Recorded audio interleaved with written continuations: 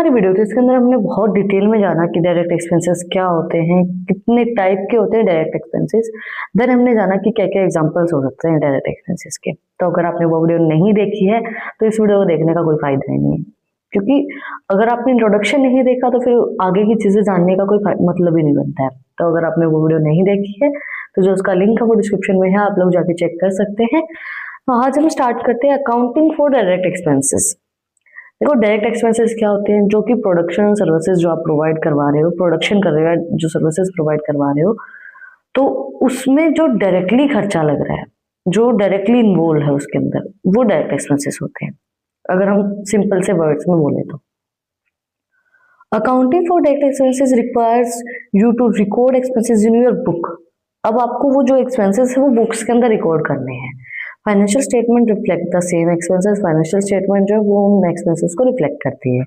Methods of recording direct expenses, क्या कौन कौन से ऐसे मेथड्स होंगे जिससे आप अपने डायरेक्ट एक्सपेंसेस को रिकॉर्ड कर सकते हैं? Firstly, recording direct expenses is critical for business to keep track of their cost. देखो, डायरेक्ट एक्सपेंसेस से हम पता लगा सकते हैं कि हमारे प्रोडक्ट का प्राइस हमारा कितना रहेगा, क्योंकि डायरेक्ट एक्सपेंसेस के अंदर इंक्लूड किया जाता है raw material, direct labour, manufacturing cost and जो ट्रांसपोर्टेशन में लगी है। तो उससे हमें अपने प्रोडक्ट की कॉस्ट पता लग जाती है। अब उसको किस तरीके से हम कैलकुलेट कर सकते हैं, क्या क्या मेथड्स रहेंगे? There are several methods you can see. First was receipt and invoice. Every time business buy material or pay for production related services, they should keep the receipt and invoice. These documentation show how much was spent and what it was spent on. देखो, receipt and invoice is very necessary और सबको ही रखना चाहिए। कोई भी अगर आपको कुछ भी, अब हमारा हम ह्यूमन बीइंग है, हम चीजें भूल सकते हैं, है ना? बट अगर आपके पास रिसिप्ट होती है तो आप उस चीज को शो कर सकते हो कि हाँ, ये ट्रांजेक्शन्स हुई हैं। आजकल ये चीज बहुत अच्छी हो गई है कि ऑनलाइन चीजें हो गई हैं। ऑनलाइन से आप बहुत अपनी पूरी पीछे की डिटेल भी निकाल लेते हो कि भाई मैंने क्या क्या ट्रांजेक्शन्स की थी, क्या क्या सब मैंने कहाँ कहाँ पे खर्च किया था, वो सब चीजें भी आपको पता चल जाती हैं, क्योंकि उन शॉप्स के नाम वहां पे आ जाते हैं। रिसिप्ट एंड इनवॉइस हो गया। देन एक्सपेंसेस जनरल और laser. businesses often use journal or ledger to record all their expenses. Direct expenses can have their section or a separate ledger. Detail of each expenses, the date, the amount, and a brief description offer a complete picture of the expenses. Then आप directly ledger बना सकते हो, journal बना सकते हो। Journal के अंदर सारी एंट्रीज होती हैं, जो भी चीजें आती हैं, जो भी चीजें जाती हैं, वो सब उसके अंदर मेंशन होती है, डेट के अकॉर्डिंगली, अमाउंट के अकॉर्डिंगली, जो भी खर्चा उसके ऊपर लगा है, तो वो सब कंप्लीट पिक्चर आपको दिखा देती है कि क्या क्या एक्सपेंसेस हुए हैं। डायरेक्ट एक्सपेंसेस का अलग से सेक्शन बनाया जाता है लेजर के अंदर, जिसके अंदर पूरे डायरेक्ट एक्सपेंसेस शो किए जाते हैं कि यहाँ पे ये खर्चा हुआ, इस दिन पे हुआ, इतनी इतनी अमाउंट वहां पे लगी है, तो वो सारी चीजें उसके अंदर शो की जाती है। Spreadsheet or accounting software. Many business use spreadsheet like Excel or accounting software to record expenses. These tools make entering, tracing and analyzing expenses over time easy. They can automatically add up total and sort expenses into a categories. बहुत से ऐसे business होते हैं जो Excel का use करते हैं। देखो, आपने बहुत बार ये चीज सुनी होगी कि जब आप कंपनी में जाते हो तो आपसे पूछा जाता है एक्सेल वर्ड आता है आपको कुछ? वो क्यों पूछा जाता है? उनके अकाउंट्स को मेंटेन करने के लिए। तो बहुत से ऐसे बिजनेस होते हैं जो सॉफ्टवेयर का यूज करते हैं, अकाउंटिंग सॉफ्टवेयर का, अपने एक्सपेंसेस को रिकॉर्ड करने के लिए, जिससे वो अपने एनालाइज कर पाए, ट्रेस कर पाए कि कहाँ कहाँ पे कितना खर्चा लगा है, और वो टाइम इजी भी रहता है। Purchasing order. Using a purchasing order system help trace expenses when ordering material और services. The purchase order show order detail making it easier to record when the invoice arrives. देखो, purchasing order, जैसे आजकल आप देखोगे bill वगैरह जो भी आप लेते हो, कहीं पे भी कोई खाना खा के आते हो, कुछ भी करते हो, तो आपका पूरा जो मेन्यू होता है वो कंप्यूटर के ऊपर होता है। कंप्यूटर से आपके पास पूरा वो बिल दे देता है आपको कि भाई इतने का आपका हुआ है। मॉल वगैरह में जाते हो तो वो परचेजिंग ऑर्डर के अकॉर्डिंगली चलते हैं, जिससे आप डायरेक्टली अपने जो भी आपने चीज परचेज की है उससे आपका खर्चा निकल आता है। Time tracing and direct labour. For direct labor cost, business often use time tracing software. Employees log their work hour on specific task or project, which is used to calculate the direct labor expenses.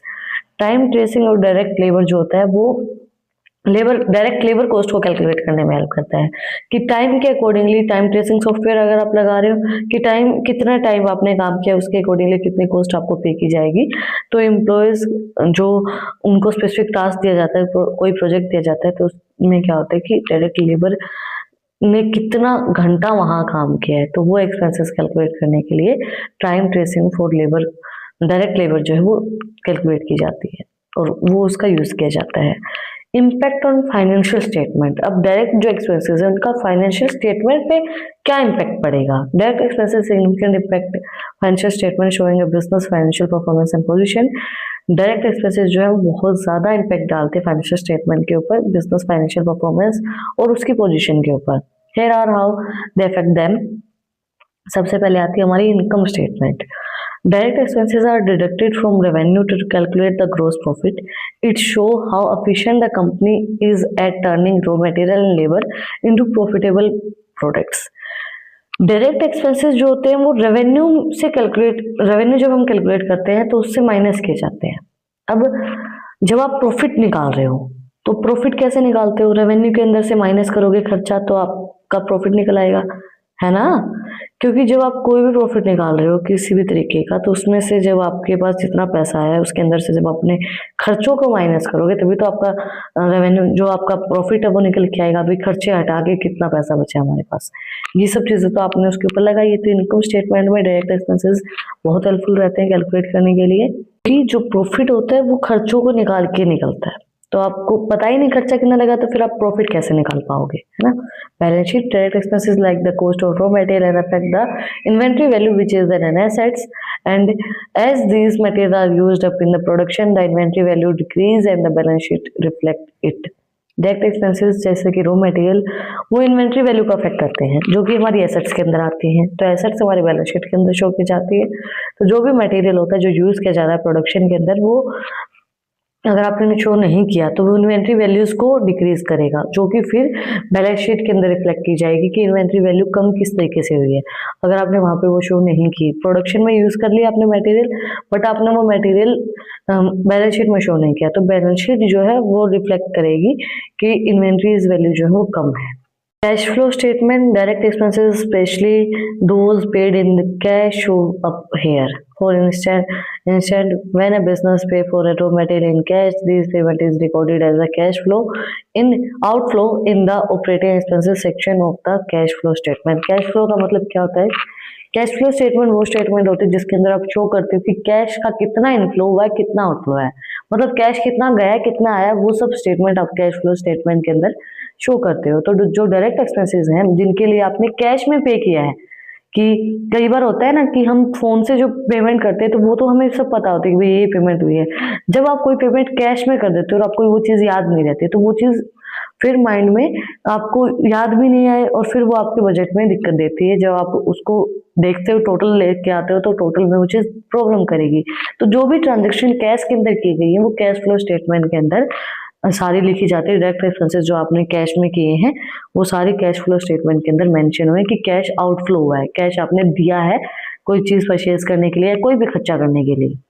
तो जो direct expenses होते हैं वो accounts के लिए, जो records आप maintain कर रहे हो उनके लिए भी अच्छे रहते हैं। मेथड्स हमने कैलकुलेट की कि रिकॉर्ड किस तरीके से कर सकते हैं हम डायरेक्ट एक्सपेंसेस। और डायरेक्ट एक्सपेंसेस फाइनेंशियल स्टेटमेंट पे क्या इम्पैक्ट डालते हैं वो भी हमने देखा, और किस तरीके से वो वहां पे इंक्लूड किए जाते हैं, क्यों जरूरी है डायरेक्ट एक्सपेंसेस फाइनेंशियल स्टेटमेंट के लिए। अगर आपको कुछ भी डाउट है, कुछ भी पूछना है तो कमेंट में मुझसे पूछ सकते हैं। और नेक्स्ट वीडियो के अंदर हम कवर करेंगे कि डायरेक्ट एक्सपेंसेस को मैनेज करने के लिए क्या क्या चैलेंजेस फेस करने पड़ते हैं। तो नेक्स्ट वीडियो देखने के लिए चैनल को सब्सक्राइब करें, बेल आइकन प्रेस करें ताकि सबसे पहले अपडेट आप लोगों के पास आए। इन टॉपिक्स की पीडीएफ चाहिए तो टेलीग्राम चैनल का लिंक डिस्क्रिप्शन में, वहां पर जाकर मुझे फॉलो कर सकते हैं। अच्छी इंटरेस्टिंग रील्स को देखने के लिए इंस्टाग्राम चैनल का लिंक भी डिस्क्रिप्शन में है, वहां पर जाकर आप मुझे फॉलो कर सकते हैं। फिर मिलते हैं एक नए वीडियो के साथ, टॉपिक के साथ। Like share subscribe. Thank you for watching my video and Radhe Radhe.